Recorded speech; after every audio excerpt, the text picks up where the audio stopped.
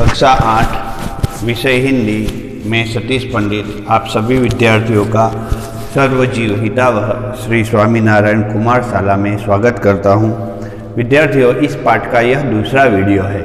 प्रथम वीडियो में मैंने कच्छ की शहर इस इकाई के बारे में आपको जानकारी दी। आइए मैं इस वीडियो में प्रस्तुत करता हूं पाठवाचन एवं पाठवाचन के साथ पाठ की महत्वपूर्ण जानकारियाँ। विशाल भारत में अनेक दर्शनीय प्रांत है। प्रांत अर्थात राज्य। विद्यार्थियों, हमारे देश में बहुत से राज्य हैं और सबका अपना महत्व एवं सौंदर्य है। सभी अच्छे हैं, एक से बढ़कर एक राज्य हमारे देश में रहे हैं। गुजरात उनमें से एक अनूठा राज्य है। अनूठा यानी अनोखा, बहुत ही सुंदर। हमारा गुजरात राज्य बहुत ही सुंदर राज्य है। गुजरात का एक विशिष्ट जिला है कच्छ।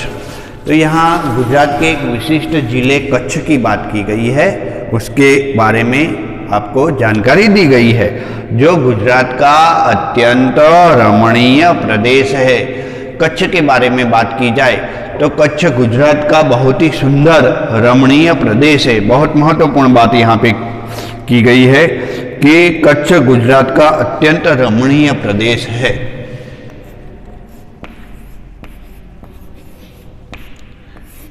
कच्छ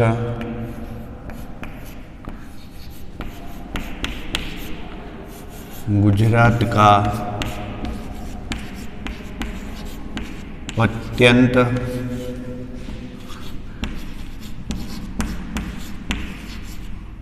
रमणीय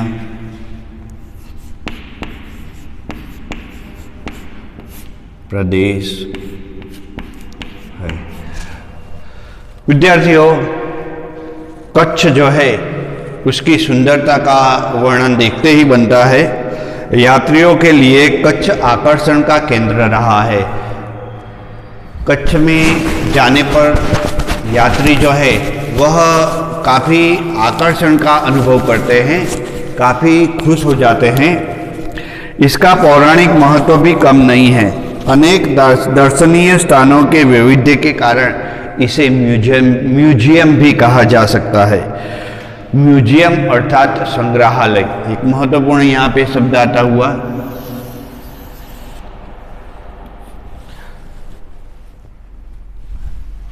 म्यूजियम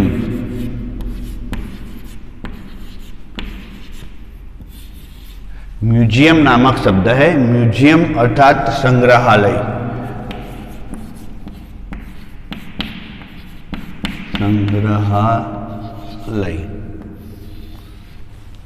तो कच्छ को हम अनेक दर्शनीय स्थानों के वैविध्य के कारण म्यूजियम भी कह सकते हैं, अर्थात संग्रहालय भी कह सकते हैं। कच्छ में प्रवेश करते ही हमें रेगिस्तान के दो भाग देखने को मिलते हैं। तो कच्छ में दो प्रकार के रेगिस्तान के दर्शन होते हैं। कच्छ में दो प्रकार के रेगिस्तान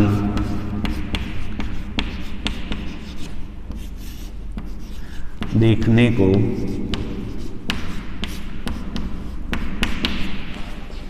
मिलते हैं।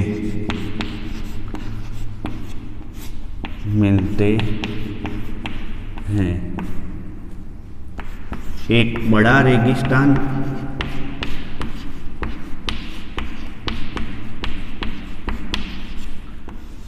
और दूसरा छोटा रेगिस्तान। तो विद्यार्थियों, यहाँ हम देख सकते हैं कि कच्छ में दो प्रकार के रेगिस्तान देखने को मिलते हैं, एक छोटा रेगिस्तान और दूसरा बड़ा रेगिस्तान, अथवा एक बड़ा रेगिस्तान और दूसरा छोटा रेगिस्तान। इन दोनों में रेगिस्तान जैसा कोई लक्षण ही नहीं दिखाई देता। रेत कहीं नजर नहीं आती, अतः यह एक अनूठा रेगिस्तान है। बहुत ही सुंदर बात यहाँ पे कही गई है कि कच्छ के रेगिस्तान में आपको कहीं रेत नजर नहीं आती।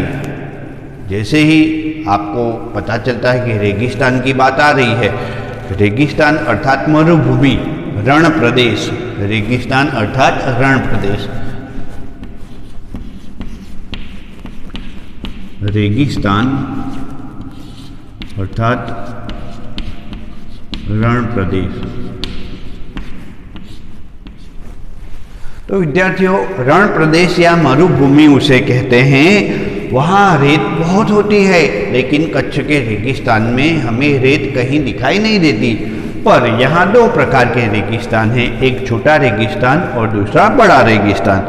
अब आइए नया पैराग्राफ आरंभ करते हैं। सामखी आली को हम कच्छ का प्रवेश द्वार कह सकते हैं।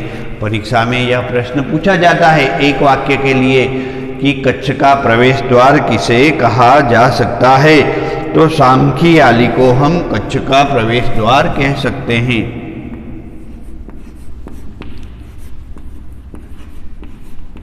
सामखी आली को कच्छ का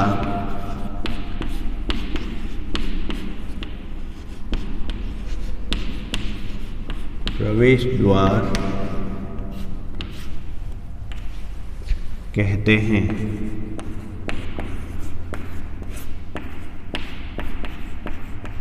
अथवा कहा जाता है। तो परीक्षा में जब प्रश्न पूछा जाए कि कच्छ का प्रवेश द्वार किसे कहा जाता है, तो हम आंसर लिखेंगे सामखी आली को कच्छ का प्रवेश द्वार कहा जाता है। कच्छ की यात्रा यहीं से प्रारंभ होती है। यहाँ से उत्तर दिशा की ओर यात्रा का प्रारंभ होता है। उत्तर दिशा की तरफ जब हम जाते हैं सामखी आली से, तब कच्छ की जो यात्रा है उस यात्रा का आरंभ हो जाता है।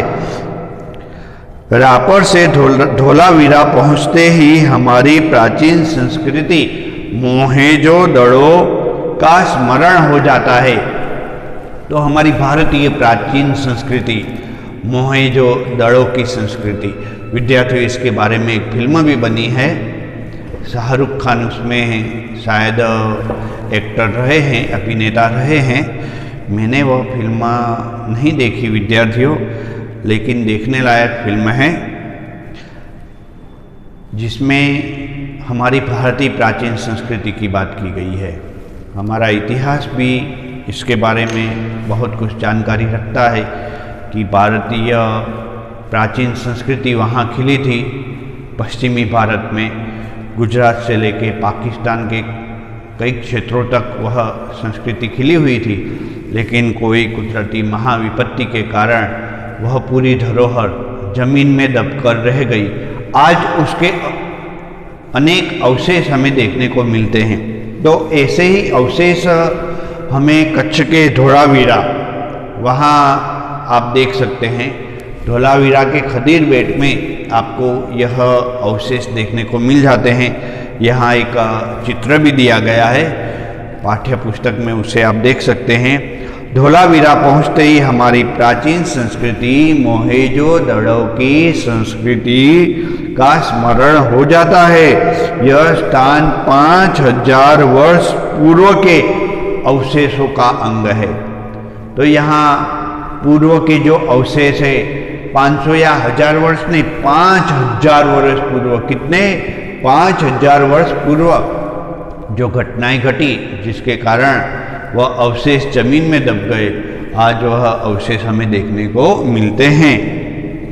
आप मोबाइल में, यूट्यूब में या फिर आप गूगल में सर्च करके मोहेंजोदड़ो की संस्कृति के बारे में आप अधिक से अधिक माहिती, अधिक से अधिक जानकारी अवश्य लेने का प्रयास कीजिएगा। इस प्राचीन नगरी के दर्शन से ही हम चकित रह जाते हैं। चकित यानी आश्चर्यचकित हो जाना, आश्चर्य में डूब जाना। तो यहाँ पे हम भारतीय प्राचीन संस्कृति को देख करके आश्चर्यचकित हो जाते हैं। हमें प्राचीनता में आधुनिकता के दर्शन होते हैं। यानी वहाँ जमीन के भीतर भारतीय प्राचीन संस्कृति के अवशेष दबे पड़े हैं और वहाँ जमीन के ऊपर भी आधुनिक ढंग से जो विकास हुआ है उस विकास की बात की गई है। इसीलिए यहाँ पे लेखक श्रीमान हरीश ढोलकिया ने लिखा है कि हमें कच्छ के इस स्थान में जाकर के प्राचीनता में आधुनिकता के दर्शन हो जाते हैं। सामखियाली से पश्चिम की यात्रा करते समय भचाऊ नजर आता है। तो यह एक शहर है। कौन सा शहर? भचाऊ।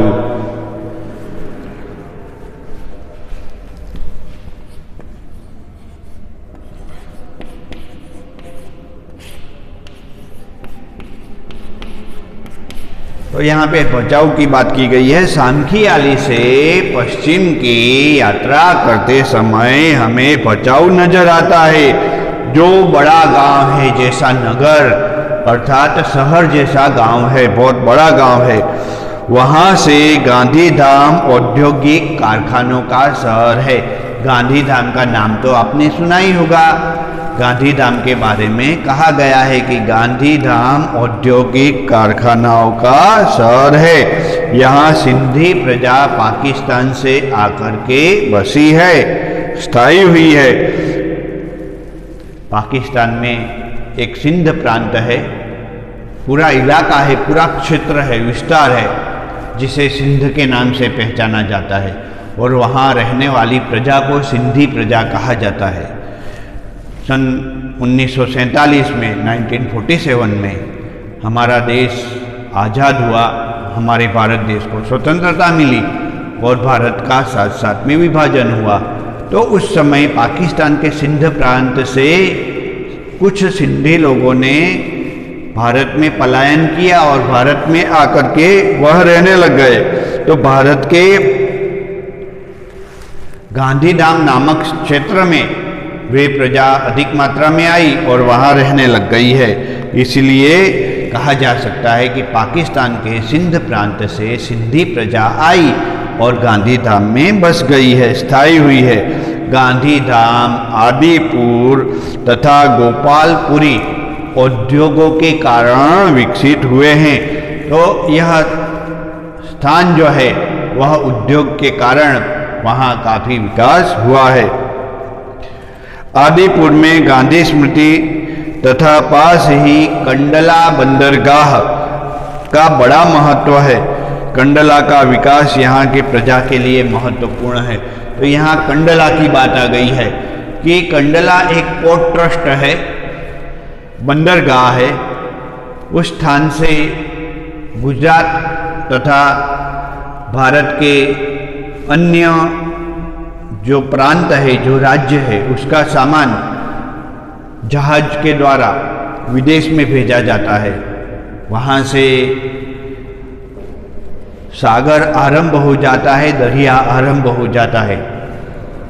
वहाँ से विदेश में बहुत सारे जहाज चलते हैं और आते हैं, जाते हैं। तो कंडला जो है पूर्वी भारत में महत्वपूर्ण स्थान रखने वाला एक बंदरगाह है।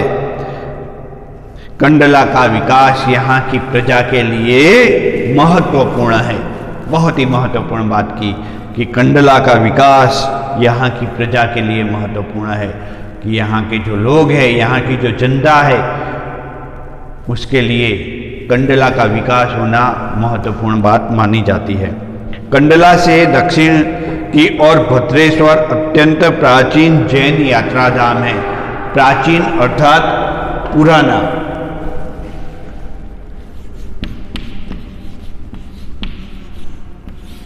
प्राचीन अर्थात पुराना।